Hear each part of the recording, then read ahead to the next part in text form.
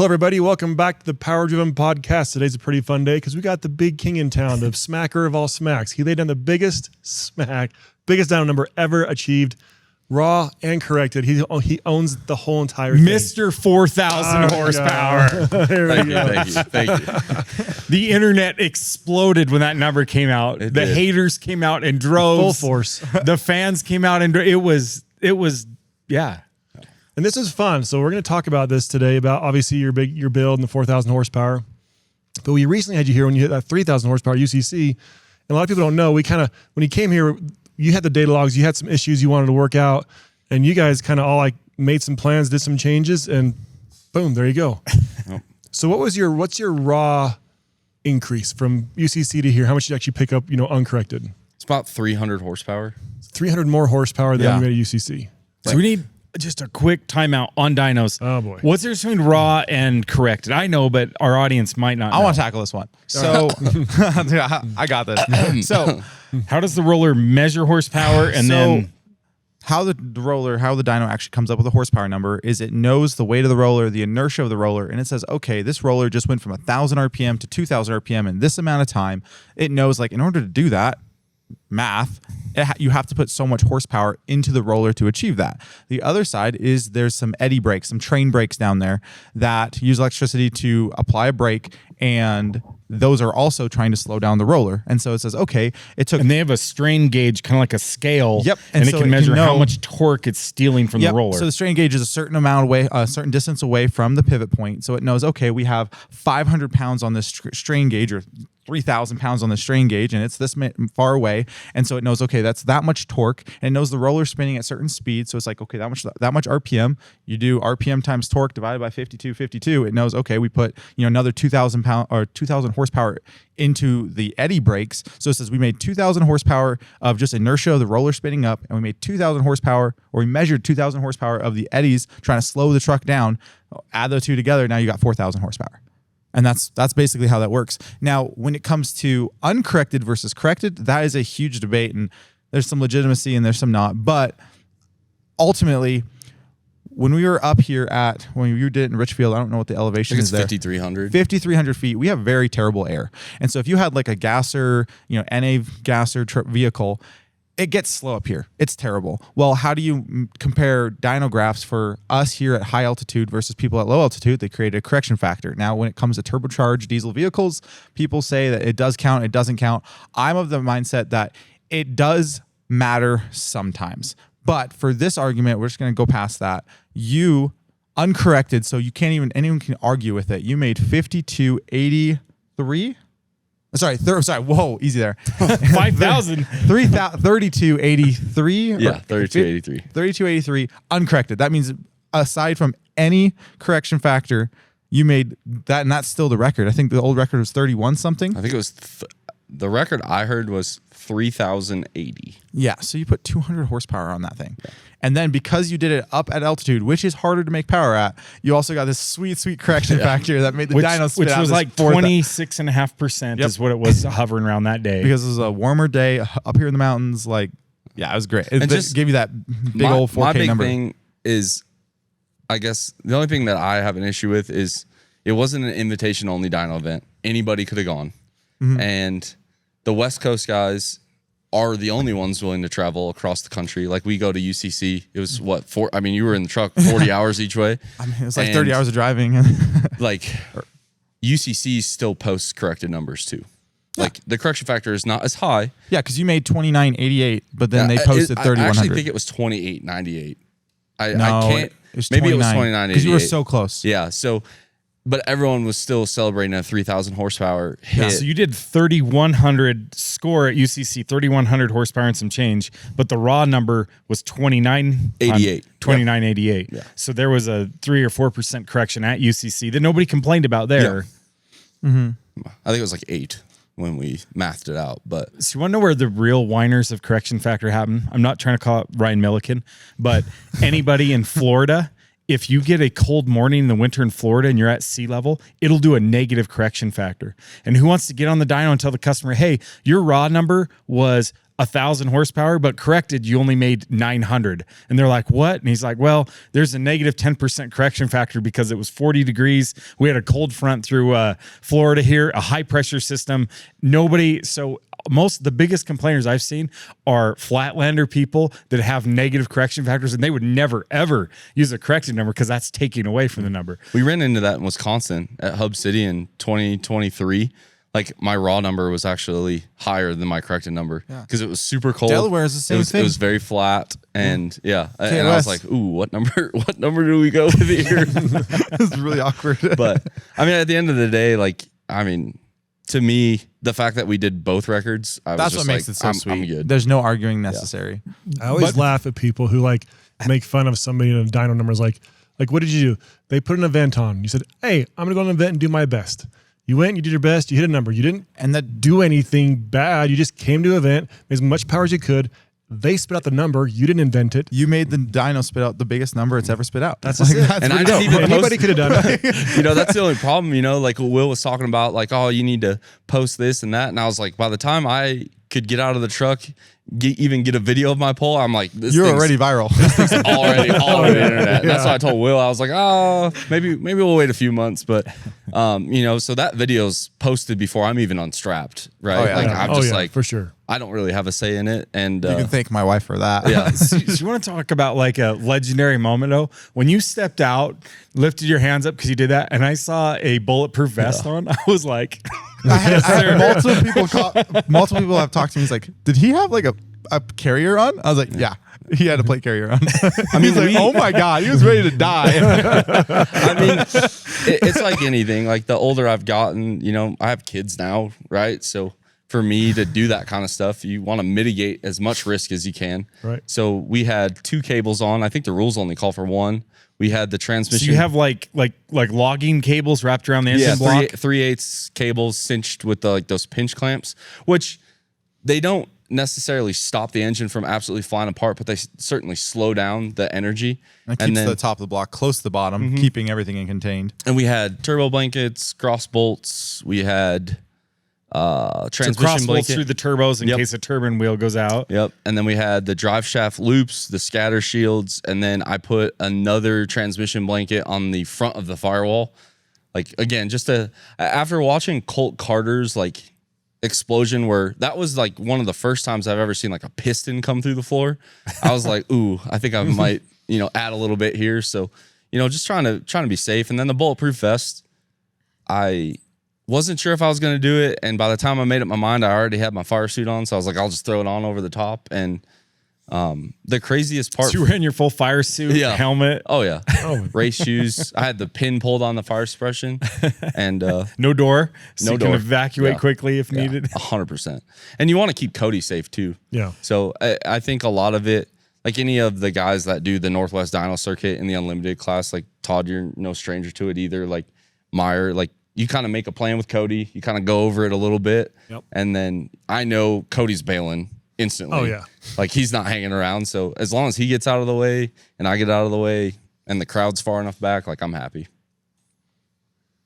Yeah, it was just such a fun experience. Like I say, we had just gotten done Dirt Dragon, and all these big competitors are lined up inside the kind of like the little corral thing, whatever you want to call it, The arena there. And no at one the wants to rodeo go grounds. first. I know, It's funny. no one. Spencer, I don't know if you heard about that. Spencer was like getting his stuff ready to go first. He didn't know you were going, and then you started up your truck and like left, and he was like in his fire suit, like ready to go, and he's like, "Dude, no, come back! He's like, I don't want you to go first." I saw like the RGR guys wanted to go first, and that was fine. And then Cody's like looking around, and I'm like, I always go into a dyno, and like you can attest to this at UCC. Like I'm not changing anything, regardless of what anybody else like.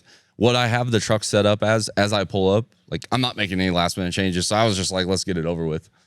More time to push it in the trailer if it goes south. So no, sorry, Spencer. I apologize. But it was funny because you just drove up there, got it strapped on there. We set tire pressure. We were all kind of like guessing because these are new tires you run. Yep, new tires. These are the ones I think Will recommended them to you, right? Will was the one. He's like, after my extensive YouTube and Googling, he was like, you need these tires? And I was like, let's try them. They can't be any worse than the tires I had previously exploded. ran. So I was game for a change. And then we're all kind of guessed like what kind of tire pressure should we run? We were kind of, He thought he was too low. He thought he was too high. But now, once we put it on the dyno on the roller, you're like, okay, we saw how the much load of the tire. contact. I was like, I think they were up around 40, and I was like, that's too high. But yeah, they were 38, so we dropped them a little bit. It's easier to drop them. So I was like, I'd rather go into it overinflated than have to be pumping them. Like, yeah, and I also I was like, I don't know, down in the low 20s. By the time you get all strapped, who knows what it's going to look like. And realize like right now it's not under load. Once he actually pulls that, like he's going to put a crazy amount of pressure into that roller, which is why you popped the last tire. It's like there's going to be a lot more pressure than just sitting here while we're looking at it, thinking what pressure we should run. I do have to admit, after your run, I came and felt the tires. They were pretty warm. I was surprised. I mean, not surprised based on how much horsepower had gone through it, but I'm like, there's a lot of force going into those tires. Like, I don't think they slipped. They didn't look like a slip because normally they slip. I think it was the dust because like we drove through the sand. Right. Because that first hit, like there was like a plume of dust, but I think it was just the stuff on the tire, like caught in like maybe like the groove. Yeah. You know, the notch or whatever. But they worked. I mean, highly would recommend those tires. I mean, before we talk about all the strategy, do we also need to paint the picture? Like a lot of people have tried this, have split their blocks. Todd split his block. Twice. Cast block. Everybody says you need a billet block to do this. And here you show up with a wet deck plate. A wet deck plate. It's not even concrete filled. Yeah. So it's an OEM block. Yeah, so it's a OEM Cummins block. It's got a Waggler deck plate kit on it with their sleeves. And for our audience, a deck plate is a 1 inch taller tool steel plate, and then the sleeves go through the deck plate, and then they have like kind of a shelf that they sit on in the block. And then the fire ring groove is cut into the lip of the sleeve. And then when you clamp the head down, essentially that holds the sleeve in place. My sleeves on that particular block, you could probably tap out really easy with a hammer. They're fairly loose. I know some companies run them tighter. Some of them, the idea is the sleeve is stronger than the block. So if you do a press fit, like you know with this sleeve, you're preloading the block, which isn't good for max power. Right. It's great for heat transfer and for an OEM repair. But so there's different strategies on how you're sleeving, and then do you torque plate with the sleeve? How do you there's a lot of weird stuff going on there. But essentially, you still have an OEM block as the main structure there. Mm-hmm. And it's a truly a stock crankshaft that Enoch Motorsports balanced and polished, and no stab at them at all. I mean, clearly it's working. But I was asking Meyer when we balanced my new crankshaft for the next engine. I was like, oh, well, like what did Enoch spin it to? I think he said 8,000 RPM. So I mean, we're still within the balance there, but it was like, you're a big Steve Morris fan, like, and Meyer and I were talking about this with the balancing of the cranks. Like, I don't even, like, kind of reading through the lines with him, I don't even know if it matters at that RPM with that much cylinder pressure. Like, kind of stuff's moving around. I mean, I would love to have like a GoPro that could measure thousandths of an inch in there just to see how much that crank is just. My gosh, I mean, the dampener could be doing a whole on like, figure eight. I mean, who knows? Yeah, you really don't know. But yeah, it's diamond pistons.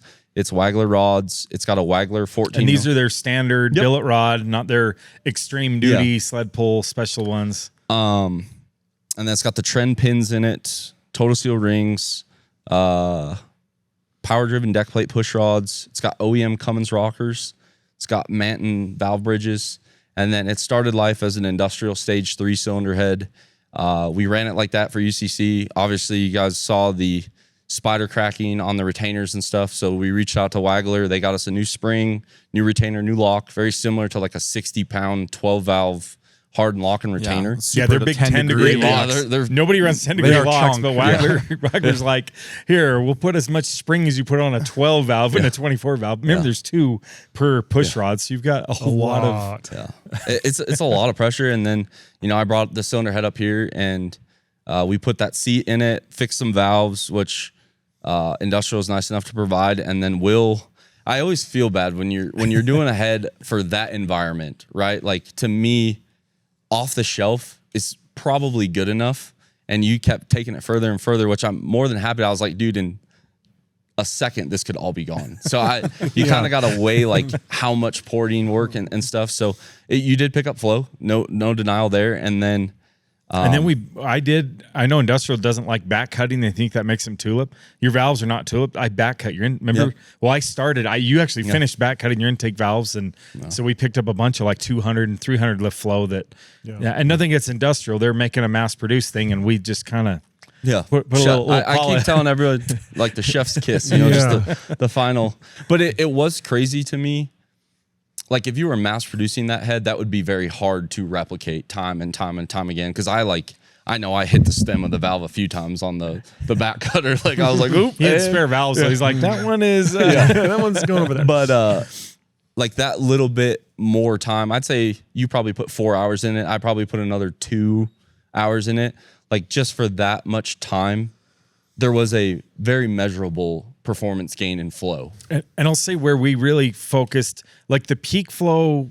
I mean, we did pick up, what was it, almost 15 CFM on the peak too, but the exhaust flow, I felt like, and this isn't a dig on industrial or anybody, I feel like all of the competitors' heads I've tested, industrial is near the top on their exhaust flow, but no one is anywhere near where power driven is on exhaust flow. And I know on nitrous gas engines, these big like Pat Musey engines, they are huge on their exhaust flow. They're actually shrinking their intake valves down to have more room for exhaust valve because they feel like exhaust flow is way underlooked in gas performance when you're talking nitrous. And so in my mind, I'm like, Josh is running more nitrous than any Pat Musey engine has ever dreamed of running. I'm like, he needs exhaust flow. And that's so crazy. That's crazy to me too, because I think of some of the cylinder heads that are out. There are companies that make intake valves bigger than the exhaust valve, like in the performance Cummins world. Sure. And like that's completely backwards to what you're finding. So that's in very interesting. in the nitrous world. Yeah. And so then we really focus. So I think the exhaust flow, I don't want to quote exact numbers, but let's say it was in the high 220s. I think you ended up in the high 250s after. So we picked up 30 plus CFM.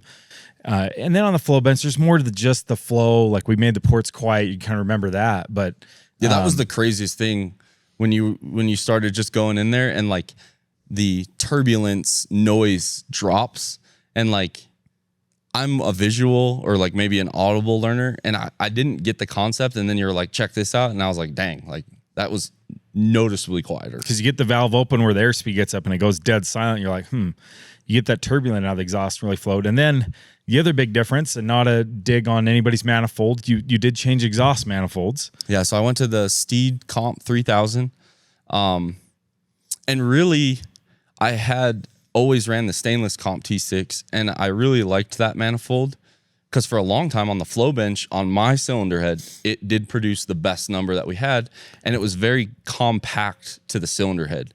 So it made piping, fabbing, all that stuff a lot easier because it just moved everything in. And I was just like, you know what, like let's try something different. So I got a Steed 3000 used, welded my gate ports on it. I kind of like looked on their website to see where they were putting them.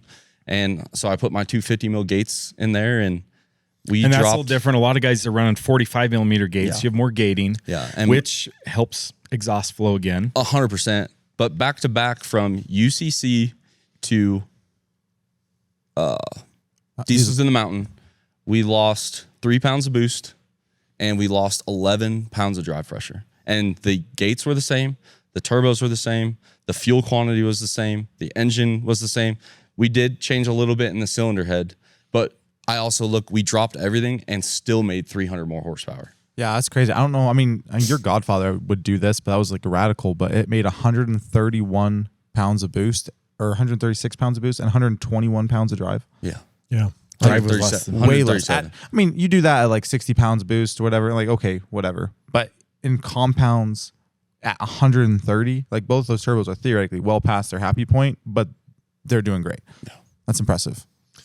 Yeah, triple turbos are really wonderful for that massive turbine flows, like just exhaust flow. Yeah. Gates do the same thing, but I mean, We did find in that whole realm, though, as you go leaner, your boost to drive does seem to get a little better. When you go rich on the fuel, it seems like it's really, really hard to keep the drive down.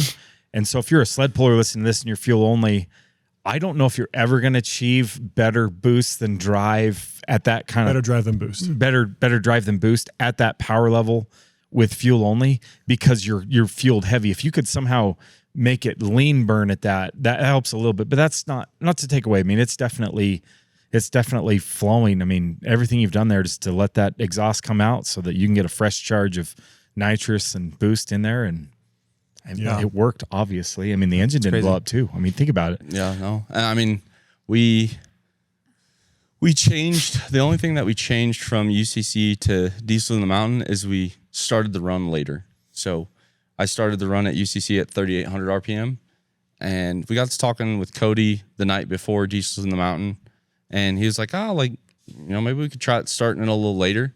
And so we raised the RPM. I started at 4,000 on this pull. The one thing that is nerve-wracking, there was definitely a audible difference between 3,800 and 4,000, because you sit there and Cody turns on the load, and when you're listening to an engine at 4,000 RPM and there is no wind noise or anything, you're just like, whew, this thing is noisy. There's stuff, and when we hit it, I don't know how to describe it other than it feels like the floor tries to push the throttle pedal back. And it's ever since they chain us down. The straps, I think, let everything move enough. The chains don't really have much give. And it feels like the floor does that. And when it did that, I let out because it, obviously made the sweep and it didn't blow up. So that's why I started clapping. I had no idea we had just made 4,000 horsepower. I was just like, I didn't blow up. I was like, I know that sound. I know that feeling. I said, we at least made 3K. Because realistically, we went into diesels in the mountain truly to see if the transmission would hold. Because I had talked to, I realized where we were at when I was trying to call people for advice. And I was like, man, there's no one's there. There's no one to really call anymore. I was like, I obviously reached out to Ethan and Meyer. And, I sent you guys both a picture of the UCC damage. And I was like, what do we do? I don't know. It's not the overdrive that slipped. It's not the forward that slipped. Ethan cut the converter open. It wasn't the converter that slipped. It was the third gear clutch, which arguably, in my opinion, is probably one of the strongest clutches. Yeah. And we have a billet drum. We had GPZs. You stacked it. I don't know. So I'm curious where we go from here. Because I think now we're reaching. Because you definitely slipped at UCC on the data log. 1,100 RPM. 1,100 RPM. And you slipped on this pole, 300. not as much though. So yeah, 300. So we got rid of 800 RPM slip. And how did you do that? People don't want to know that. So because I know you guys talked about a lot of different things along the way. So we prematurely ordered a converter from Ethan. So I have a very tight converter in there now. Ethan did not put a stall speed on the box. So I don't know, but I'm sure if you call him, you could probably get it. But the idea was why'd you guys want to do that? Lower stall speed. If it is slipping the lockup clutches, the converter still holds some. Power. And so the thought was, if it is pushing through just slightly through the lockup clutches, you'll get better fluid coupling with a tighter, and so you will lose less. Was the idea. You said it was so tight, you put it in gear the first I put time. it in reverse. It killed the truck. Yeah, I was like, oh, smokes. So it reminded me, when you put a low stall converter in a VP, and it it did the same kind of thing. And in my head, I was thinking, and I'm not nearly as in-depth as Meyer is. Meyer is definitely way better at this. But I was like, everyone dynos with their drag race converters. Everyone's drag racing converters are much higher than stock. Oh, yeah. So in my head, I was like, if we are slipping the lockup, that's fine. If we just put a tighter converter in there, like you said, fluid coupling should get around it and kind of cushion it. And so that was what we did. And then the third gear clutch, at UCC, we ran 7 in the direct drum. It's a TCS direct drum. So and 7 friction discs in there, 7 clutches. And just for the guys in the audience, I don't know, a 47 RE, RH, we're talking a 94, 95, 98. Those have 4 clutches. A 48 RE has 5 clutches. You have 7 in there. Yeah. And the way they're all pressed, every clutch you add is just adding that much more torque capacity. They're all in a line. So more clutches, they're a higher friction coefficient clutch. I think you're running power driven fluid. Yeah. Yeah. So that's and the main magic on our fluid, it's not a secret now, is we haven't loaded it with friction modifiers, which helps things slip. It doesn't slip as much. So when you put a lower friction, a non-friction modified fluid in there, it holds a little bit more, you know. No, it definitely. And so this time we actually dropped it down to 6 in the direct. From the 7. Yeah. So we went 6 and we put some choline in it, and we did a lot thicker clutches because we were wondering if perhaps it was Belleville-ing everything. Because the old pack was bowed, right? Yeah, it was bowed. It looks very similar to a Belleville spring. And so Meyer had already gone to bed by this point. So I was just there with my Harbor Freight welder or Harbor Freight lathe, and I cut the piston down. And then I cut it too far because Meyer didn't answer. And he was like, make hey, sure you keep track of this measurement. I was like, make sure you don't go too far because the piston will spin. And you're like, and I was like, and in my head, I was thinking he meant the splines on the input shaft, not the lugs on the piston. Well, then the lugs don't go all the way to the very bottom of the drum. No, so I ended up cutting it too far. So I was like, it was Labor Day weekend. I was 17. Grabbed a Coke and some gasoline. No, I'm just kidding. But I grabbed my TIG welder and I just built up a little ledge to get the fingers in there. And then I flap wheeled the burble down so it kind of all fit there. You machine. Precision machine. With the 4.5 inch Milwaukee mill, whatever you would call that. And it worked. So we're going to tear apart the transmission probably after this podcast and see, because clearly something gave again. So then there's going to be people, why are you going to tear it apart? Because you want to make it better, or is there a goal for more horsepower coming up? I keep thinking in my head, like, there is more in it. And I don't even think, like, we could add more nitrous. We could add more fuel. We're nowhere close to tapped out on either one of those. But where we're picking up more power as the transmission holds more and more and more. So rather than throw even more power at it and maybe the transmission slips harder and we make a lower number, I really just want to get all of the power the engine makes through the transmission before we truly start adding more power. Yeah, why add stress if you can get more power without adding stress? And so that's what I was gonna do a question of, like, obviously you made a solid number at UCC. Well, at UCC, we saw your data log. Like, you basically sat on the limiter the whole time. The moment you floored it, it just went to 6,000. It stayed there. We're like, okay, you're making good power. You're making more than your 3,000 or 2988 uncorrected number. You're just not putting it down. And so that's why, I mean, most of your focus was in the transmission. Yeah. Like, that's where you knew the power was, and it worked. I mean, really, there was not a lot of other changes. I mean, headwork, manifolds, but and the headwork was just more because the head was hurt from UCC, and so we were going to make it better. And the manifold was because your old manifold had shrunk a little bit, and so you're like, well, if I'm going to do it, let's make it better. So it's not like it necessarily even needed more head or manifold. And that's just like crazy but to me. The strategy is there of focusing. I feel like so many people would think, like, oh, what are you going to do? Like, more fuel, more nitrous, more this, more that. And like, no, there's so much more that goes into making a freaking smack like that than just what's in the engine. No. Like getting it, and then your tires too. Like you're trying to get the tires not blow up. Yeah. Like it's a science. And you saw the logs, like, you're able to zoom in so far, and that refresh rate on that data logs 500 times a second. Yeah. I was like, dude, how far does this go? And then just for the record, okay, 1/10 of a second, 0.2 of a second, it was a second we were under power. 0.920 of a second. So if we round that is a full second. So everyone that keeps saying quarter second, 0.3 of a second, 1/10 of a second, it was a second. All right. And for that second, we were over 3,000 the entire time. From 4,000 to 4,900. But so at that RPM, how many cycles did the engine have to fire there? Dude, I haven't done math. If it's at 5,000 or 6,000 RPM, how many for a second? Listen, that's a bunch of cycles. The inside of that engine that's 50, was just 60 cycles, 50, 60 hits on that block. Yeah, they're yeah. It was so instantaneous. I mean, I was like, bam. I mean, it sounds like 275 events. 275 events. Counting all the pistons. Dude, that's wild. Each piston had to do it 45 times. That's great.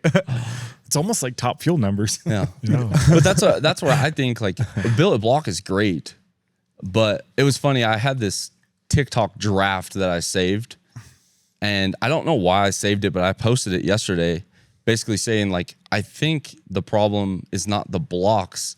I think the problem is people just keep adding more and more and more power, and the trans, and even like Justin Ziegler's top of the line Turbo 400 slipped like crazy. I think Levant told me 15% is what they measured on their data log. And I'm looking at the log. And that's a Rossler. I mean, that's like that's what I mean, top of the line dog. I mean, M&M would probably disagree. They'd say theirs is better. But still, between Rossler and M&M, those are the two top, like, drag race transmissions in the world. 5,000 horsepower Hemis, using them every day in the week. No. And they still slipped. They're just not rated for 4,500 foot-pounds of torque. Yeah, I just looked at it and I was like, of all the things that I can improve myself that don't cost a fortune, I was like, clearly this transmission's got to be a hurdle. So when I talked to Meyer before Diesel's in the Mountain, we were talking about, do we turn it up? Do we not turn it up? Stuff like that. And Meyer ultimately was like, let's rerun it. I was more keen to turn it up, not a ton, but add a little bit more. And Meyer was like, don't you just want to like run I was it like, again? do you want to just like slip the trans harder? Like, what's your goal here? That was what he did. You're just gonna run into the limiter faster. Sweet. And that was the other problem too, why I let off early. I had the Bosch set more aggressive than at UCC to slow the engine. Because I'm thinking Meyer had valid points about the direct clutch as well. But by the time he had made his comments heard, it was already in the truck. And I was like, it is what it is. But I was like, man, we just removed a clutch. So in my mind, it could have slipped even worse. Obviously it didn't, but I didn't want the engine to just absolutely run away on itself. You did also, I mean, people don't know, but you did sand the steels. Yeah. That's something I used to do in the junker drag give truck. out the Will Terry mods? Years ago. God. There it is. Time. It's like back on the junker. So back on the junker, it would pick up 2/10. It really would pick up time in the quarter mile when I just for a couple runs, and then I don't know if the aggressiveness of the sanding would go away, and so it's not practical for a daily to send out. But for a one-hit wonder, you can do some stuff. Well, you can do some treatment in the trans to make it hold more. You guys wanted me to wear that thing out on the dyno beforehand. I made 1,300 horsepower, and I was like, we're good. Like, I've seen what I need to see. Yeah, you did. It was a right call. Like, I'm not here to do stuff tonight. I'm here for tomorrow, and just made it all work good. And it was really make cool. sure everything's working. For sure. I was definitely just excited it still ran when I was done. Because it's cool to make like a number. It's even cooler to like back it off the dyno. Oh, yeah. And driving the trailer. That was what So as cool as being there, I'll be honest, when you were at UCC and you made 3,000 something, when Cody saw the screen, he was like super pumped for you, and he's like trying to high five you, and you just like threw him out of the way. Poor guy. Anyway, you did the same thing here at this event. Not as bad. No, I fist bumped him when I got back in the truck. Good job. So anyway, as fun as that, like at UCC, he like got so excited, and I was like, hell yeah, we did it. Like, that's the number. And I didn't know what the number was. I just know based on Cody, that was at least 3. Yeah. And this time he just like ginger. I was like, dude, that sounded good. Like, that was textbook. That was clean. Didn't like sit there and heat soak it. Like, it was good. Cody like meanders to the screen, and I'm like, oh boy, like what? And he looks at the screen and he meanders back. And I'm he double looked at the screen. I saw the video. He like looks at the screen, goes back, and then like looked back at the screen. I wonder if he thought the horsepower was the torque number. He's like, wow, that's a good torque number. And then like, wait a minute. Yeah. Well, I was like, oh, dude. And then I was like walking up, and I was like, man, I still felt good. And then I saw the 4. I was like, oh my gosh, no fucking way. That's awesome. Yeah. I love having Meyer as my filmer because he's the only one that does the horizontal. But like once the number's good, it's like the ground, the trailer, and I'm just like, at least somebody's happy for me. Meyer's my best hype man for sure. I was pumped for you. But okay, so I was gonna say, is like, as fun as all that was, I mean, just like the hype of it, I would say one of the most entertaining parts about your hit was just, I want to say, like, the ignorance in the comments. Yeah. It's hilarious. I was like, I didn't even know these people exist. Like, it's achieved new heights. It's amazing. So I'm actually, I don't know. Yeah, and I think Will and Todd can attest to this. 34-year-old me is a lot different than 30-year-old me when I worked here. I used to. You'd have gone to war. Yeah, you'd get bothered. This one, I think I replied to a couple. The best was like people like Ultimate Call Out Challenge on their page. Somebody was like, "Oh, this truck's useless. Like, let's see it do something cool." And they like posted videos of it sled pulling and stuff like that. So like that was the response. Ultimate Call Out Challenge posted a picture of it sled pulling. Like, oh, never mind. Yeah. So that was kind of cool. You see something amazing, like, oh, that thing sucks. It's like, dude, who are you? Why would you see something? And it's amazing? a dyno competition, right? Yeah. And I understand the hub dyno argument. I understand the engine dyno argument. If I had a hub dyno within 6 hours, I'd be happy to strap it on a hub dyno. I don't care. Truth be told, guys in the industry know hub dynos read higher. That would make 4,500 wheel on a hub dyno, maybe even more. Here first, folks. It's like all the now I know what you're up against, Todd. Now I got to go to some hub dyno and make 4,500 horsepower. Enjoy that. We're gonna pull the sled 9,000 feet. No, we're not. Will, we're just gonna go. We're just gonna do our best. But no, if I had access to it, cool. But we put a lot of, and Meyer can attest to this too. Like, we put a lot of effort into that truck setup just for that one event. Like, the suspension's different. the tuning is different, the nitrous is different, like the way we stage the truck. Like there's a lot, like the tires are just specifically for the dyno. Like there's a lot of effort that goes into a dyno setup. And to me, the part that makes it a competition is not only do you have to make the horsepower in the engine, you also have to get it into that drum. Yeah, it's like, I mean, it's like doing like a no prep race and be like, oh, well, if we should take it to the track. That's where we really like, no, we're no prep racing. No. Like this is the challenge we're facing. And they're all facing the same challenge. And on a no prep, they're turning the vehicle down slower than it's capable of because they're racing the track, trying to go as fast as they can. It's the same thing on a chassis dyno. You're racing that. It's not an engine dyno. Everybody's like, oh, an engine dyno, we could do this. And I'm like, then put your engine dyno awesome sled pull thing on the dyno and do that. And they can't. It's because there's more to it than just making power. And I mean, I built my truck to do 3 things, right? Like I wanted it to drag race, which obviously I'm not very good at.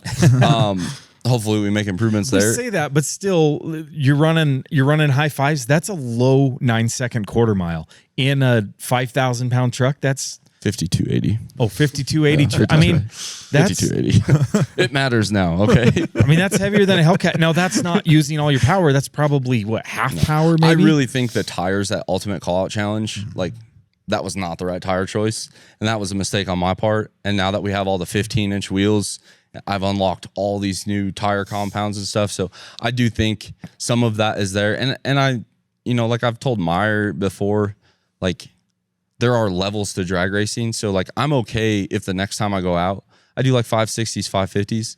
It doesn't sound like a lot to go from a 580 to a 520, but when you're talking about how much has to happen in such a shorter window, like I would rather creep up on it than just hope everything goes right once and make a mistake. So yeah, 580s to 520s is monumental. Like people don't realize like how it's a totally different ride. Yeah. Like, I mean, everything's way more wild. Like I did what's it feel like, Todd? In Montana, when I did 540, it felt great. And then I did that 517 and it was a whole different animal. Like that's 3/10. Yeah. And I was like, but on a time slip to most people, you're like 3/10. I've seen guys even talk about like the pro street guys going from like 5.0, 490 to now 480. And they're like, I'm like, do you know how much more horsepower it takes to accelerate this box that's 4,400 pounds, an extra 1/10 of a second faster? Like that's crazy power. Yeah. Crazy power. As you get to the higher and higher, every gain is a huge difference. Yeah. So, I mean, I'm excited to go racing with you guys next year. That's kind of really what I want to focus on next year is I would like to have some time slips that reflect more of what the truck is capable of. Yeah. So we got some changes that we're doing. I mean, if you hook 4,000 to the tire, that thing's gonna run what, a high 3 maybe? Low 4, high 3? Like, what? That should be like a high 3, low 4. I'm like, and the best part about it is like I don't even act cocky on the drag strip. Yeah. Like any one of you guys, I get real quiet. I usually have frequent restroom breaks. Like I learned how to drag race at UCC, and that is not a good place to learn how to drag race. Like, there's way too many people watching. That's where I learned how to sled pull. Yeah. It worked out good for you. It did. I had some good people in my corner. Before we get into comments, I wanted to, we went over engine, some transmission changes. So before we move on from all the changes, you did have a tire failure at UCC. So tell us about the wheel and tire combo changes. So I ran a 17x11 Bogart with a M&H Race Master. It kind of reminds me of like a checkered flag tread pattern. They were a little old. Come to find out, I didn't realize that they had a DOT number, and somebody pointed that out. So they were old. They had always worked well for me, and I keep them indoors out of the sun, so it wasn't like a neglect kind of thing. But we got to looking at it, and we didn't know if it was the weight or the speed or the power, but it failed. I took out the bedside and all that, and we got to talking, and you had those 15s up there on the shelf, and I was like, man, I'd rather just get a setup that I own. So I ended up reaching out to Michael Brown about his wheel and tire setup because I was like, oh, this looks sweet. So he got me all set up with some Kaiser wheels and some Racing in the Dirt adapters. So we actually run a wide 5 wheel from like late model dirt track racing, perhaps.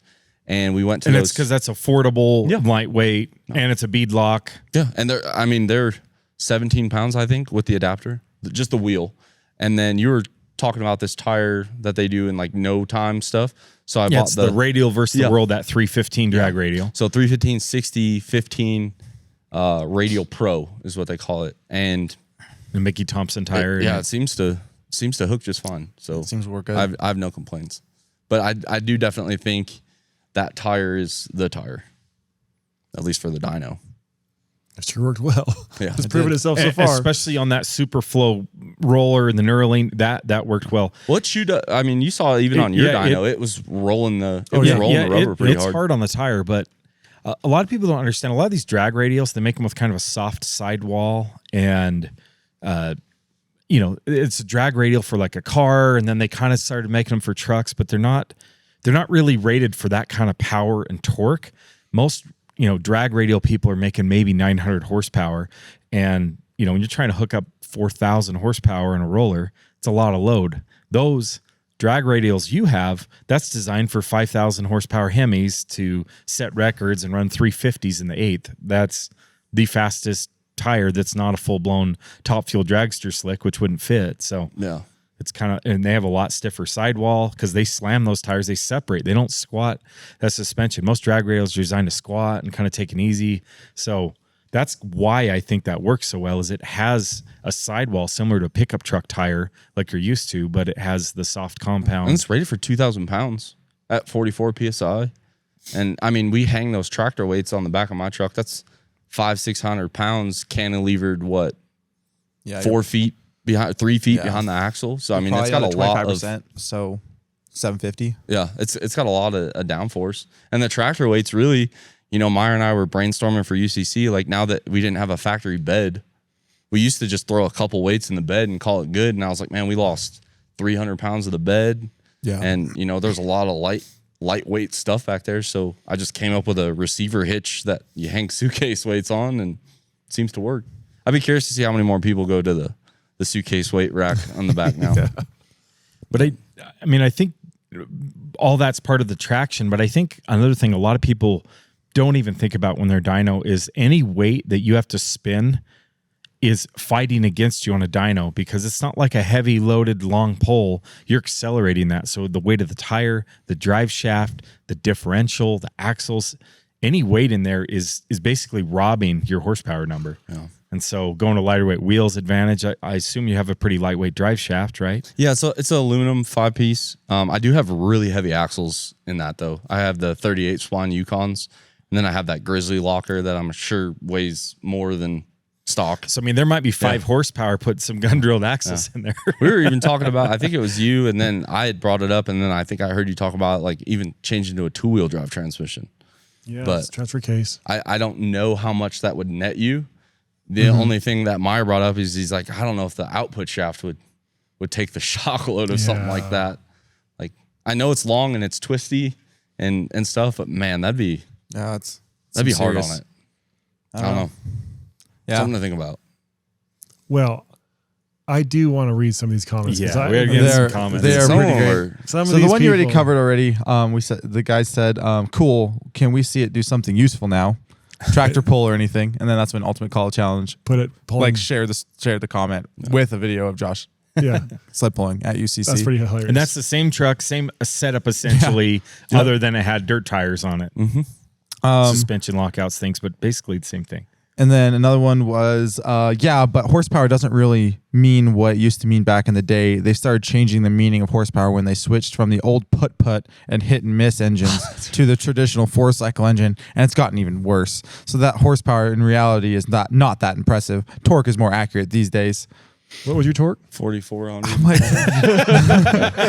like, so I don't. Did anybody respond precisely? That's why I put 4,400 foot-pounds down. I agree. I don't a bigger understand. number. So the horsepower was created like the 18th century by a guy trying to sell, Mr. Watts, James Watts. He was trying to sell his steam engines, and he needed a way like to say, like, okay, you have a horse operating your grain mill. I have an engine. How do you compare them? Well, here, my steam engine is 1 horsepower. You can run and so it's not like people are like, oh, well, a horse can accelerate way faster than 1 horsepower engine can. It's what a horse can do for however many, like 8 hours a day, just constant. Walking around, pulling And grain. so, that's how they came up with the horsepower. And that formula hasn't changed. Nope. And what's the other thing, even if it has changed, everyone is playing the same field you're playing, and no one has done it. Yeah. And I mean, everyone that Now that you've done it, it doesn't matter anymore. post Wait, what? gains and stuff, like you're always posting the corrected numbers. Like We when- tried. And even if for I years. remember that, and we caught so much flack. Oh. I think I worked in sales, and I was like, We can't do it anymore. we can't do this. We wanted to change the industry to uncorrected numbers because you can correct. Thank And we goodness you showed didn't. because we made a Volkswagen Beetle make 4,000 horsepower with corrected 2,300. Sorry, 2,300. You're 4,000. This is the first 4 I've yeah, that's seen. right. So we made 2,300 horsepower on a Volkswagen Bug by a stock a Volkswagen stock Bug. Volkswagen Bug. No, I had a tune. I think it did about 118 wheel. And the reason we did this uncorrect. is because we wanted to show like corrected numbers, have some issues, but at the end of the day, we just couldn't overcome the momentum of corrected numbers. So we said, all right, we're going away from corrected number. We're going back to corrected numbers, and now we do all stuff's corrected like the whole industry is. And but that's why I personally am so impressed with your uncorrected number because it's higher than any corrected number I've ever made. I do want to, somewhere in the comment section, there was a guy talking about a billet block and that Will and Todd were going to purchase we it for made me. one- We need to get to that comment. I saw that comment. Dude, I don't make Billet blocks. I'm I just buying. screenshotted it. I was like, this guy is a legend. This guy And I- gets it. I sent it to the 3 of these guys, and I was like, I'm with him. Where's my billet Crickets. block? Crickets. Yeah, they didn't even. I didn't respond. No one responded. I was like, this is awkward. Yeah. Like, I can make Billet blocks, man. I'll help you with a head. I can make a head. Yeah, Billet block. Yeah. I'm surprised someone boy. hasn't jumped But on that does lead me to another thing too. While Meyer's looking for the next comment, no one paid me to be there. Like I paid $100 entry fee to be at Brighton's event. Like I have a Anybody receipt else? for it. People do help with parts. Like I won't deny it. Like especially you guys. Maybe not so much the parts, but fixing the broken parts. You guys. And I don't ever really have a crazy bill or a bill, but we spend a lot of money on that kind of stuff. Like I added it up. I mean, that's probably a $200,000 truck. If I had to rebuild it from start to finish, and you guys build your own trucks and stuff like that, like, we have great relationships with companies, and I do get dealer cost on stuff. Some people, even step it up past that, but like no one pays me to be there, and I still have a parts bill for all of these places. Like as excited as everyone is for all of that stuff, like I still have bills. Like, And I remember I got a text from Robbie Layton. He's a YouTube guy, and he's like, does Josh work at a shop or anything? I was like, no, he's a privateer. He's like, that is so awesome. Like he as a YouTuber was like impressed that like a privateer is setting basically the diesel world record out of his 2-car garage at home. And now you have a lot of life experience and stuff. You're not just a dumb schmuck, but at the same time, you don't have a full business that's sponsoring that. You are a stay-at-home dad. I mean, so. I literally pulled the transmission with a Harbor Freight jack on my concrete driveway. Like that's just That works. I always tell myself, and like maybe it was the way I grew up or whatever, but you can make excuses or you can make it happen. And sometimes you work on the truck outside and it's 100 degrees in Southern California, and sometimes it's Meyer comes down and California decides to rain. Like you try to do it, and I've always been a very goal-oriented person, and you just stick with it until you either make it or I haven't given up yet, but man, it's going to be hard to top that. It really is. Yeah, that's a big one. Yeah. I- We're going to try though. Yeah, why not? We are going to try. So I hear there's an event coming up very soon. Yeah. Is that going to be before or after this podcast airs? That one in Cedar City? It'll probably be after this because that's 2 weeks Yes. Next weekend. this week, The so a 27th. week and a half. Yeah. This may go up before that. Yeah. So September goes up. 27th, Rodeo Arena in Cedar. You can't miss it. It's at the Diamond Z Arena there. Yeah. Yeah. Diamond C. Yep. Yeah. Trying to hit 4,000 again. Same dyno, Yep. Same dyno. just a UCC dyno. Mm-hmm. Cody's gonna be there. So yeah, if you want to see 4,000 horsepower, make your way to Cedar City. Or a big bomb. September 27th. Or a big bomb. One or the other. Bring your Meyer's bring your banking on bulletproof it. jackets. Keeping together. But we did look at it. I feel like when a block starts to crack, you get the steam out of the head studs, and then you're supposed to pull the oil cooler off and look at that main oil rifling. Well, I was talking to Ethan, and he, I guess, talked to, it was either Hazley's or Scheid. I don't know. But essentially, if you can look at the oil pressure, and the oil pressure is the same before the pull as it is after, they said it drops about 10 PSI when that rifling starts to crack. So I did fire it up. The oil pressure is actually the same. So I'm almost wondering if we just like don't do that, because I don't know how many more times I can get away with reusing the no limit oil cooler gaskets. Yeah, they do kind of. And that's the other part I left out. We do run Eric at No Limits cam. We run a 208 221, right? Is that what he calls it? Yep. And his triple heat treated tappets, they're not even DLC coded. They're just hanging on for dear life. They made the most power of anything so far. Yeah. Flat to have a cam for the win. Yeah. Yeah. No roller cam needed, huh? No. Maybe that's part of why your block's so strong is you didn't hog out all the meat to put roller Put the brass bushings in there, Yeah. Because I don't think anybody makes a drop-in lifter in a non-OEM lifted block. I think everyone is machining some of the block away to put that brass or bronze. With the guide and all that stuff. Yeah. Mm-hmm. Yeah. What's you got, Meyer? Dude, I honestly remembered more hate. I think it's on Facebook. I need to go there. But someone said, yeah, for a split second, sustain that power and we'll call it legit. 1 second. That is sustained. So I've decided that Boom. I could Next. I could hook that to a 20,000 pound trailer and climb Mount Everest at full throttle, and people would still find 100%. to 100%. hate. Like who's climbing Mount Everest? That's dumb.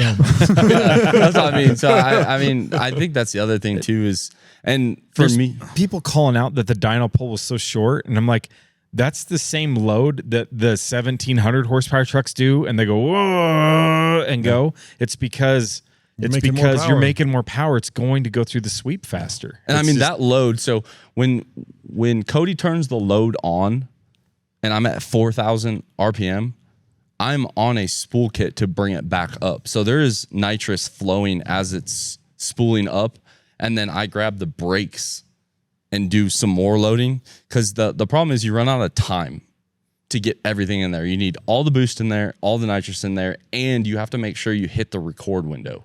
So you can have it all good, but if you're not hitting that window hard enough, it won't collect all of it because the nitrous won't all be in there, or the turbos take too long to kick in. So I don't want to say it's a game. It's definitely like a skill, because I feel like it's been repeatable for me time and time again. And it's like the same thing Meyer's going to experiment here with, later on this week or whatever. Like there is a definite time frame to make all of these things happen. And you start small and you make your mistakes, stuff like that. And then you continue to grow and grow and grow and, just keep adding more. Yeah. That's another thing too. People are like, oh, like it's only a 0.9 second pull or whatever. Like is it legit? Do you realize how much crap has to go on in 0.9 seconds? Yeah. I wish I had a minute to like, okay, we're going to turn this switch on. We're going to turn this switch on. Yeah. Boom. And I mean, we do have obviously the Max 5 in there doing Max 5 things, but there's still like the spool up kits are all done on push buttons. I pulse width modulate those in the cab, and It's like and the big thing too that a lot of people might not know is when you set the RPM start window on the Superflow at 4,000. So Cody sets it, the load drags me down. If I go over 4,000 and then come back down, it will consider that a horsepower pull. So there's a lot just making sure you're. And then it won't record if you then decide to smack it after that. It's not like a Dynojet that will leave like the arrows up. It won't give you a sheet, but it'll at least record the max values. It doesn't do anything. It's like off. Yeah. So you can't be in the window when he hits go. Yeah. But if you do get into the window, so if you're in the window and he hits go, you have to bring it down. So if you just hit it there, it's not going to record it. And then if you bring it down and go back up, and then go back down again, it thinks that's your run, and it'll lose it all as well. And I mean, you guys have all done fuel-only pulls against that. Mm-hmm. Like that load it slows a truck down. Like that's why I would do load. 3-4 shifts. Yeah.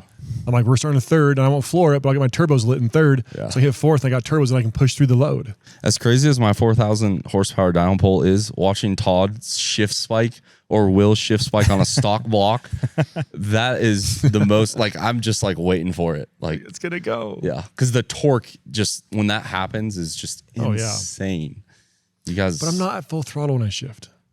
It sounds like it. The Godfather sounds like it's at full throttle. Yeah, because it was just crazy. Yeah. But it's probably around 1,000 horsepower, so it's not crazy. But that's enough air and stuff that I can now run through it in fourth gear. Yeah. So as crazy as it was, it might have been 1,500 horsepower. I don't know, but we can't even do it. Like I had a couple comments like, "Why do you dyno in overdrive?" Could you imagine that dyno pole and drive? God. Oh my god. The problem, I don't think you're having a hard time getting your tires to hook as is. There's no. You'd have to take the torque that the tires are having to hold and divide it by 0.69, so make it 1 point whatever it is. To make a 30% higher torque at the roller. Good luck. I mean, that's why I think a hub dyno would be cool, because I could dyno it in third.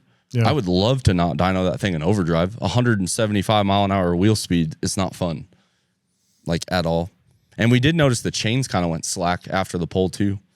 Like, like after I let out, like the chains were not loose, but they weren't tight anymore when the pull was over and everything kind of sets back. But I wonder why. That's interesting. Maybe it lifts the front from the torque and it stretches the front straps, and so then it's able to pull back a little bit, and then the chain gets a little. But you slack. can watch it in the video. The chains kind of do this like number, and then like they're not straight lines anymore after that dyno hit. So no, it was a great event, and I mean Bryden does a good job. I think he's only 25, 24. I don't know. Yeah, he does. That event I know he just had a birthday, so but yeah, he's very young. And it's cool to see like that, the younger crowd doing it. Yeah, it's nice. It was good. So you worked forever to get to your 3,000 horsepower goal. Yeah. And you worked for What's funny is like before the couple 3,000 weekends. horsepower goal, there was a 2,000 horsepower goal. Yeah. There was also a 1,000 horsepower goal. That's true. Yeah, it's like. So what is there a goal above where you were at just to keep going? Do you want to hit 45? Is it 5,000? What's the goal now? My goal is really to have the RPM on the dyno reflect what the data logger sees. And then I think once we get comfortable there, I don't know, I guess kind of see. I mean, I look at like Justin Ziegler did one pull on his Enforcer and then never did it again, which I don't blame him. I mean, that whether you look at Chris Patterson's number or Ziegler's number, both of those numbers are 3 years old. So, and then I don't truly know if Greg beat the uncorrected number, Greg A, because all we ever saw was his corrected number of 3,337. This is Greg Abarella. Yes. For the people who don't know who Greg A is. So if it depends on how you look at it, right? Like if you look at uncorrected, corrected at more East Coast, corrected at West Coast. But to me, like the highest number that Dyno's ever spit out was Chris Patterson's 3401. And he set that at Weekend on the Edge in 2022. So his record stood for 3 years, almost 3 years. And a lot of people tried to unlegitimize it because it was corrected. Yeah. And the raw number was lower than the other guys' raw numbers. So, and then, you could argue it. Ziegler set the 3,337 in 2022 UCC. So, yes, it was, because I remember Chris doing that just after UCC. So his record's 3 years old. Greg A did 3,337. Was it last year, Meyer? I think it was last year. Much? Great. It was probably October. It was probably Fitzgerald's event or something. Yeah, last year. No, it was Worley Custom Fabs dyno day. So, I mean, that record stood for quite a while.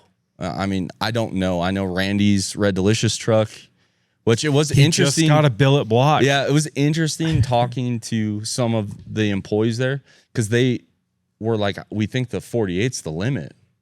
And I do think that there's a lot of validity to that statement. And, I did, right after that number, I was looking at Kip, and there was a bunch of, I think it was Matthew Moore was standing there. Randy's like, I think he's like the head sales guy or somebody higher up. And I was like, man, they got you good on that price tag, didn't you? I was like, all you needed was a cast block after all. But it wasn't, I wasn't trying to be like rude about it. Do you think that took the wind out of Randy's sails when you hit 4? Because I guarantee you that was his goal. I think the problem is, I don't think anybody ever thought somebody that didn't have a billet block was going to do it. Because everyone now, when they get a billet block, it's 4,000 horsepower, 4,000. So I think the billet block should be able to do it, but you can do it with a cast block. For how long? I don't know. But after talking with some of the guys that make those billet blocks, I don't know how long they'll live in a dyno hit like that anyway. They move around so much in the bottom end, and that was ultimately what made my decision. Like, once this is over, I'm going to go back to another cast deck plate. It's 2,000 miles away to get them serviced, because you either get it from Fleece or you get it from Wagler. Both of those, Chase Fleece, Jeremy, they're both great guys, but I can't have a service thing 2,000 miles away. Talking about for billet blocks. Yeah, for a billet block. Yeah. And I thought about the Chaos block, but I'm like, man, like Heavy. it's heavy. And I was like, I think the Chaos block should take it way better. Yeah. Sorry, I keep looking over here Yeah, 'cause at they got your one Chaos sitting block. It's right there behind you. Yeah. And once I figured out that Is they it also calling to you? It's only 10 feet away. Yeah. I mean, he told me, Kevin at Chaos, he said, you can try to blow this up. I promise you can't. He says, you can't fit enough fuel and air in that thing to blow it up. Does he know about nitrous? Once I figured out they make them extra tall, it did change my opinion because I thought they only offered them in a standard deck height, and I didn't know that about billet blocks up until this UCC when I was talking to Chase Fleece. Like they make them deck plate height so you get the better rod angle. I mean, maybe I don't know. Then you got to try something. Like there's so much. This one is standard deck height, the one that we bought, but Yeah. that was the first one he done that way. And I just said, well, that's all of our components and R&D is that way. So, and I didn't want to add deck height more weight. It was already 150 pounds more than a deck plated 6.7. I was like, but he did make us shrink the bore size. That's what really made me key in on that block was when he said we need to shrink the bore size down to 4,200 because you're getting flex between the bores on a 4,250 bore size. And I was just like, man, this guy must have some serious data from his engine dyno if he feels like there's power in bores going smaller because of bore flex between the cylinders. And so I was like, I don't know, maybe that block will go 5,000 plus. I know in his DT 466 version, they're up there. He said they're knocking on 6,000 horse. And when he told me they're like 300 pounds of boost, I was like, this is my man. Yeah. And I mean, for me, I always thought my 6'4", when I was fighting for 3,000, I always thought like maybe you just do need that 4,210 because the enforcers that were doing it, 4,210, the Freedom deck plate that they kept building for Greg, 4,210 bore. And, you can get a bigger valve in there. And anytime the displacement is bigger, you're able to move more air through it. But you are a 4.125 bore. Yeah, I So got you're a 6.4. these dinky little valves in there. But that might be part of why you're making the power is you're not having the bore flex between them, so you got more sleeve there. There's more sleeve. You don't have to remove as much parent material out of the block, so the column strength is much stronger. Yeah. We don't have to do any tie barring or anything on mine. Like, it seems to work. So I'm probably just going to hit repeat. I started ordering parts for the next one already, so I just... It's hard to justify for the 4 or 5 times a year I use my truck to do a billet block. Yeah. The Chaos block is definitely more affordable for me, but it seems to be working. And maybe I'll regret that decision later, but it's a cool block. I'm excited to see what you do with that thing, even though it's not going to probably dyno, but it should. I think Todd's thinking about a billet block for the race truck, so that might actually be available. Who knows?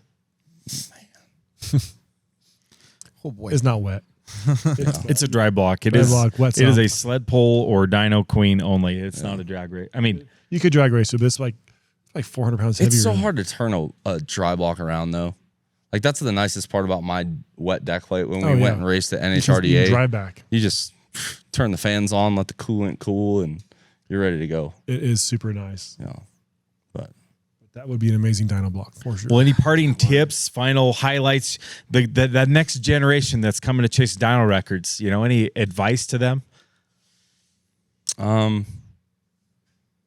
when you think you've added enough nitrous, maybe add more. And I would pay very close attention to how you plumb it. Like, plumb it. So, like, don't do a lot of 90s. Like, 45s is about all you want to do. You're talking on the nitrous lights. Yeah. And like Meyer and I were even talking about it. Like, you guys all have the -6 bottles and like you have all the 3 kits on there. Like, a -6 line compared to a -8 line, like the supply there. So we put 9.5 pounds of nitrous in that engine. In 0.9 seconds. In 0.9 seconds. Well, there's a little bit going while the you had your spool jets before? Spool jets are going, but The spools, 8.5 the 2 pounds. 110s. yeah. So 8.5 pounds in 0.9 seconds. Yeah, so the plumbing matters.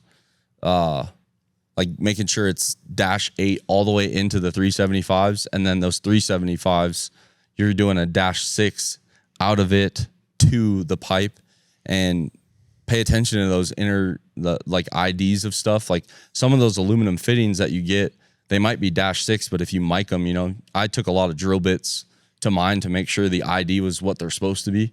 And I mean, really, it's hard to help a ton of people because if you don't have a Bosch, it's hard to convert that to the 849. Because I think what happens with the 849, when you slip the trans that hard, that fast, the 849 doesn't catch it. And no hate towards Colt Carter, but I think like Colt Carter's explosion was it didn't hold, and the 849 just cannot bring that thing back down fast enough. Whereas the Bosch, I mean, it's logging at 500 times a second. It's controlling the fuel. Like you can zoom in on those data logs, and I mean, it is aggressively controlling the motor. So I think going to some form of a standalone ECM, Bosch, Motec, whichever one.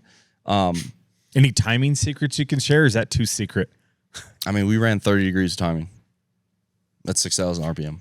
And a fuel only truck with that turbo setup would be in the 40s, right? Yeah. Yeah. I think it would be higher. And I mean, I'm honestly debating on pulling more out.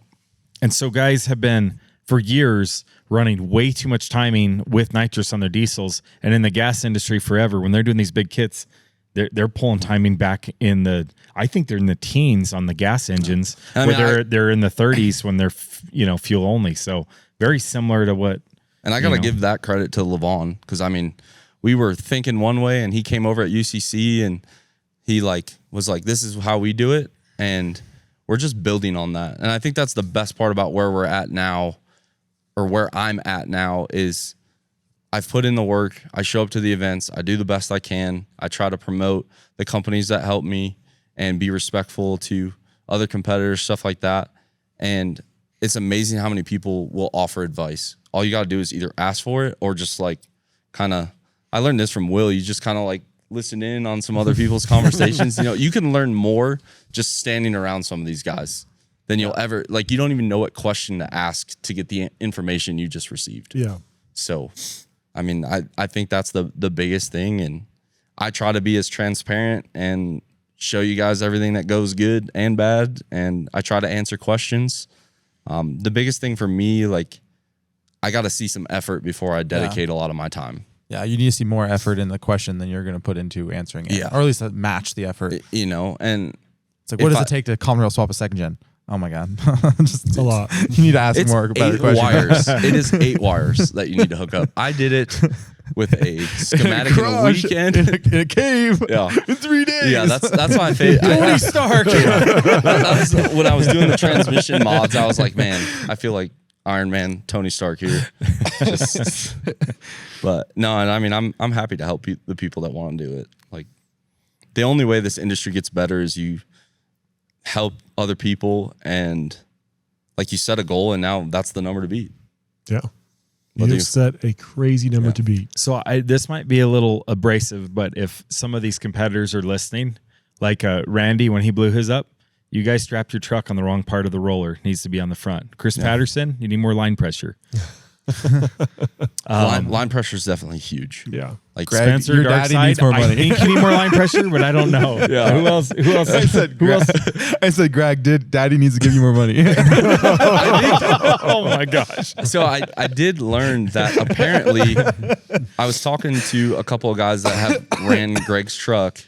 Like, it's all computer controlled. It's awesome. Like, yeah. It's Greg lets off a button and it does it all for him, which is awesome. No, so he holds a button until a light turns green. Yes, and then lets go of a button. When it goes green, it means that he's good to go. He's ready to he can let go of it whenever.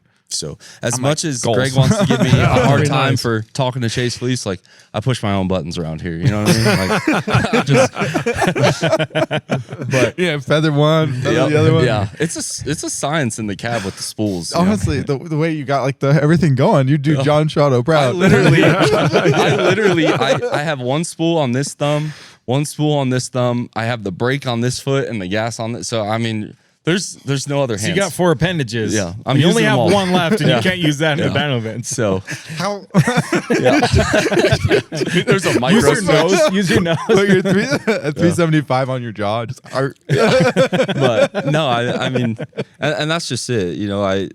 There's a lot of companies on my door. If you want to do the cool stuff I do, like, those are probably companies I would go after. Yeah. But I think the transmission technology that is in my truck whether that be from myself, from Will or Meyer, like that is what stood out to me the most. Like I think the transmission was the problem, and I think after this weekend we'll learn more and try to hit it harder and keep pushing it. But I never would have thought a transmission developed in the 50s is the king. So the 48 isn't dead. It might come and dethrone the Turbo 400. It's certainly at not least like for in the dyno shift. contest. Yeah, it's not like in the shift under that power. But Todd's had great luck with it. 517. I mean, Yeah. hopefully the Mer mods in my new trans for drag racing hold up, because if not, I'm putting a Turbo 400 in it. Drag racing's no fun when you got to pull the trans. Yeah. Yeah. No fun. So There are a couple little weak links, but for a dyno smack, it's pretty tough to beat. that is a hard unit to beat. Yeah. It really Yep. is. So the only other thing, I mean, you guys could buy a hub dyno. That'd be pretty cool. Let me get my engine dyno installed first. Yeah. We need to get that done. We should run that engine on the engine dyno with all the Oh, nitrous. With the gosh, nitrous? Dude, I'm not in this building. Why not? That'd probably be 5,000 horsepower. Probably would be, but it'd be really cool to do it in there, hooked up to a bunch of sensors and all that stuff. I wish I had all the AFR stuff added because I don't have any of that. That'd be When really I bought interesting. the Bosch, I told Jeff my budget, and that just wasn't in the budget at the time. So we are going to outfit the truck with a lot more of that. So I don't have a ton of that data to share, and it's not that I don't want to, but I would imagine it was over 30-1. There was a commenter how that much said you did nitrous? Gale Banks proud with your clean The only big power thing, dyno pull. the only thing I'll say about Gale Banks is there's not a single shred of any of his products on that truck, and there never will be. Wow. Because I will make 4,000 horsepower and show the hood stack and not be scared. That's a carb-approved dyno tune right there. That's right. That's right. Well, you're from Cali, so you have to stay I mean, I carb-approved. do have to say carb-approved. In fact, I'm pretty sure that truck is carb-approved. Oh, I can't see why not. Yeah. That was the cleanest burning dyno hit I've ever seen. That was the cleanest truck at the event. Let's be honest. No. Yeah. It It was was. cleaner than the stock trucks The that pulled in the throttle parking lot lofts at the regen. end there got a little Yeah. smoky, but You just got to make sure it's still running. yeah. Well, it was an amazing event. It was a huge achievement. I mean, it's mind blowing. 4,000 horsepower, the highest uncorrected number ever. And we still have, like you say, we've made huge gains in the transmission area, but there's still, like, when you pull it More apart, we behind. learn more. There's more there. If we gain 300 horsepower fixing 800 slip, that to me means there's probably still 100, 150 in there. Easy. And I ordered more nitrous kits because we're not even using all the 375. So I have one more that's not even on. So I ordered more. If you guys ran the math, what raw number does he need to hit 5K with the mountain I correction? haven't run the math. No. So I have run that number. Yeah. It's 3980 You ish. basically need to do 4,000 raw to hit 5 in the summer in Utah altitude. Yeah. So Richfield. These are the mountains. yeah, 2026. and that's what I mean. Like at the end of the day, if you want the record, that all you had to do is pay $100 and drive. If that's really all it was, is that dyno on that day at that event, just come next year.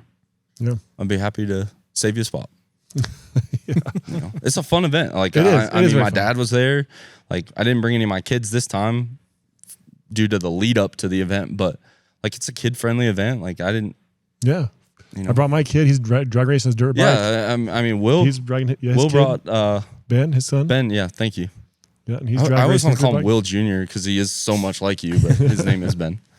Yeah. But yeah, and Meyer did the dirt drags. You came in second, His wife Had did the dirt. blast. Tessa second did the place. dirt Oh, yeah, drag. that's right. Tessa was doing the excursion. Griff was sir. there. Yeah, she was talking about maybe a 6-liter dirt drag truck. There's talk, yes. I want this on the record. If you want to do something cool with her, the 6 liter's awesome. But how much cooler would a 6.4 be? Oh my God. Why? You're already dealing with an unreliable engine platform. Go You might as all well the give way. her a common rail. You know? Think about it. Yes. I do understand they Swapped came, into a 4-wheel drive Fox body Mustang. they came with more emissions, and I get There's that. problems there. But you know, it'd be really cool to see like 1,000 horsepower 6.4 with some Will Terry ported heads. Ooh. There we go. I would like to play that. I'm working on 6.4 ported heads right now, actually. Yeah. Then getting I want to compound the compound so I have a true triple stage with the factory compounds. I think it'd be cool. Triple stage compounds would be fun. Just feed it all with 480. yeah. Yeah. 480 Nice. ride it or 55 ride Yeah, I mean, I was thing. listening to your guys' like podcast on the way up about the turbos and stuff and your islands and everything. And I was just on the record, I fought Todd forever on Borg Warner was better than Garrett. And then he let me try one. And I've never not had Garrett's. Like they are worth the price tag. Yes. Like even now they're affordable though. Yeah. With the 98. Because you're on the FIS ones and those are a lot cheaper than Garrett, I assume. Yep. Yeah, I run a GTR 70 125 and then I run a ball bearing S400 on the manifold. And then hopefully next race season I run that 98 that you guys are selling. Like I'll push it. Yeah. You know? Yes, you will. 100%. Yeah. I think you should put 3 of them on your truck. Ooh. Can we get a verbal commitment for the price tag on these 3 here? Listen, stay at home dad. Don't make that much money. But no, I'm excited, but we'll see it. Yeah. Well, I appreciate you guys having me on. It's always fun. Yeah, it's fun when you're up here. We get you having on the show, especially with after this last weekend where you hit that huge number, that big power. So cool. So fun to be there and see I that. forgot to bring you a cake. I was going to bring you a cake that said Mr. 4000, but I forgot. It's only noon. There is time. There is time. I love cake. That's right. Anyway, guys, it was an amazing event. Like we always say, go to events, go to participate in stuff, and hope you get to see something wild like that. I mean, everybody there got to see something special that day, and it was pretty cool to be there and see that. And anyway, hope you guys enjoy this podcast. It's always fun talking with like Josh and other people come here. Make sure you share this, like, subscribe, help the channel grow, and post comments. We want to know if there's more details you want to know. We'll monitor that and we can answer some stuff. If you have ideas for podcast, because we're here for you. Oh, that's so sweet. We're here for you. I'm telling you guys, we need an origin PDD story. Oh dear. Okay. If I don't hear about the dishwasher transmission cleaner, I don't want it. Like I want to talk about the time when I called in here to order a turbo. Oh no. Todd Welch answered the call. Yeah, I did back in the day. It was a horrible turbo. It was wrong. It was wrong. It was definitely wrong. But like a lot of people love those origin stories. Yeah. Like, I feel like you guys could do like a 3-part series as you've scaled the business. Not a bad idea. Like I really do think people would like that. And you don't have to get monetary or anything like that, but just like a lot of people love to see the growth. I mean, every time I come here, it's usually a month gap. There's something new, cool, exciting. Yeah, there's cool stuff going on here. Really fun stuff happening here. So anyway, well, that's a good idea, Josh. Yeah. I appreciate that. Origin. So, origin story coming up, but not today. Anyway, guys, thanks a lot for joining us here, and we will see you next time on the Power Driven Podcast.